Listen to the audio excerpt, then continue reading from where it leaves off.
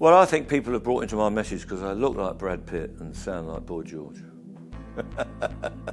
Yeah, trade unionists get called quite a lot. We get called militant extremists, we get called barons. We're not barons. I don't push people around. I haven't got a strategy board, and my members certainly aren't pawns. I can be got rid of by my members, unlike Rupert Murdoch. Nobody can get rid of him. We've got newspapers and media outlets owned by oligarchs who are telling working class people like myself and other trade union leaders that we're some kind of elite aristocracy, trade union barons. It's just absolute nonsense. And some of these media people, they seem surprised that working class people with accents can articulate a case on behalf of other people and have got ideas about the economy, about the way politics work. They find that shocking, but if they come into mess rooms on the railway or go down their local pub or go to their church or mosque, they'll find millions of articulate working class people.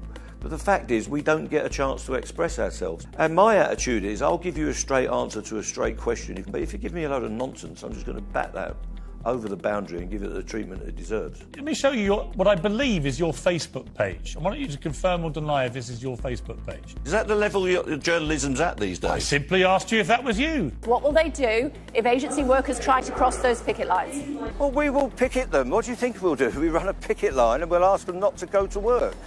Do you not know how a picket line works? What do they do anyway? Well, you can see what picketing involves. I can't believe this line of questioning. Are you or are you not a Marxist?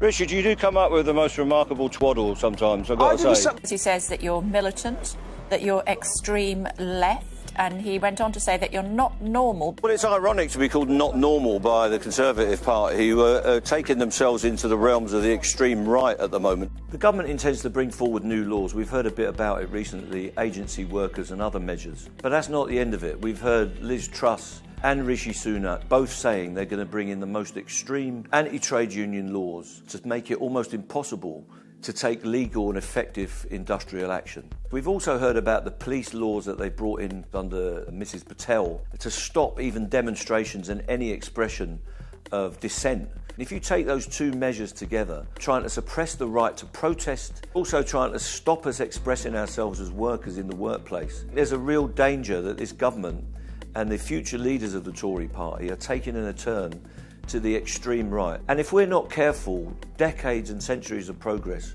could be ripped off us in a matter of months. Keir Starmer has responded to these strikes through silence generally. Nobody knows what he actually identifies with. And I'll be frank with everybody, I want Labour to win the next election. It's in the interest of our people that we replace this government with an alternative government. But what I think might happen is that he is so bland and so anonymous that he won't win that election.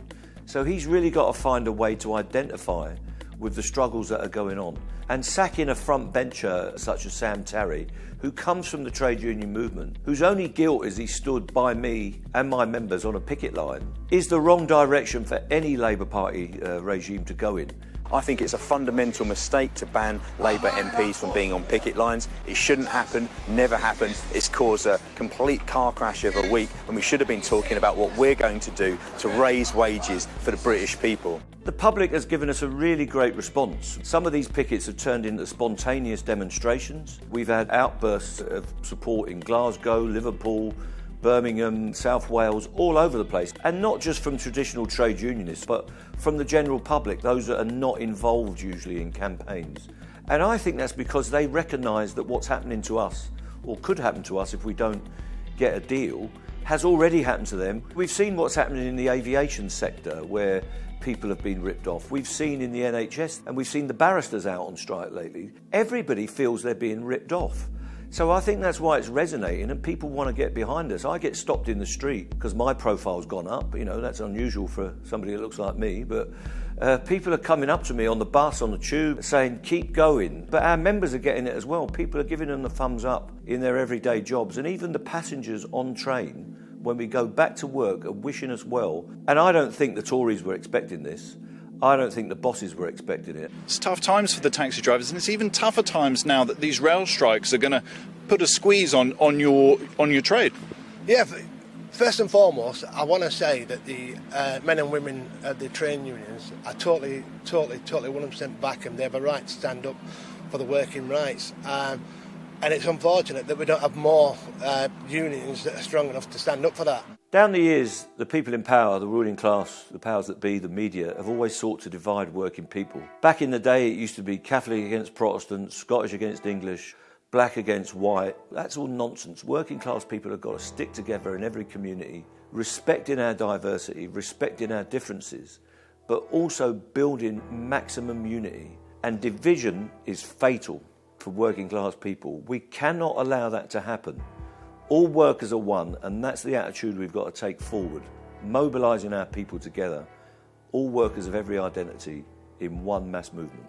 The cost of living crisis is one of the most significant things we've had. By the end of the year, we could have ordinary working class families paying £500 a month for energy bills. That is phenomenal, and it's unforgivable that a government could let that happen while these companies, BP, Shell, the distribution companies, the privatised gas companies, are making phenomenal profits, 37 billion, while working people, and even people on reasonable salaries, are starting to struggle just to get by week. If that profit was turned into a progressive view, the provision of services was in order so that people could enjoy their lives and be balanced in favour of the ecology, the environment, we'd have a much better system. So I think the very idea of public ownership itself, ownership by the people and for the people, is an idea that trade unionists and the labour movement have got to put forward. We've got a rail system that's completely confused in this country. We've got a mixture of owners of the train operating companies. The majority of those owners are actually European states, so the French, Dutch railways, Spanish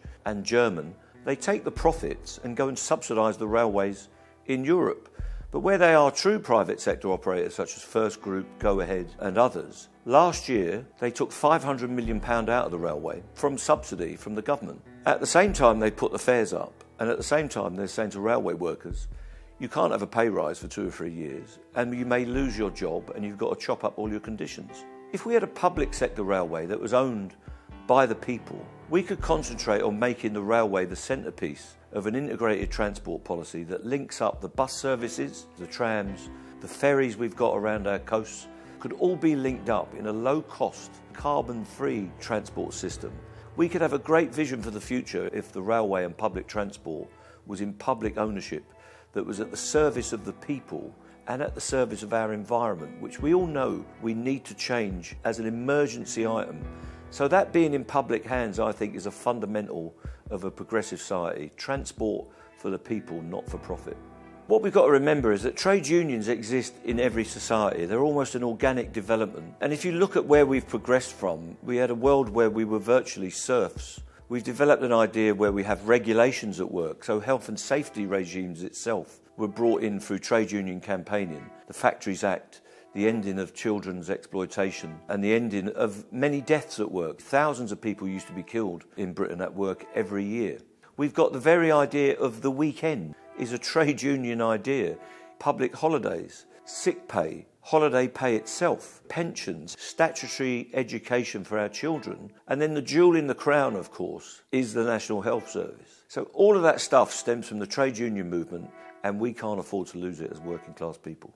People need to join a union because it's your hope and it's your strength.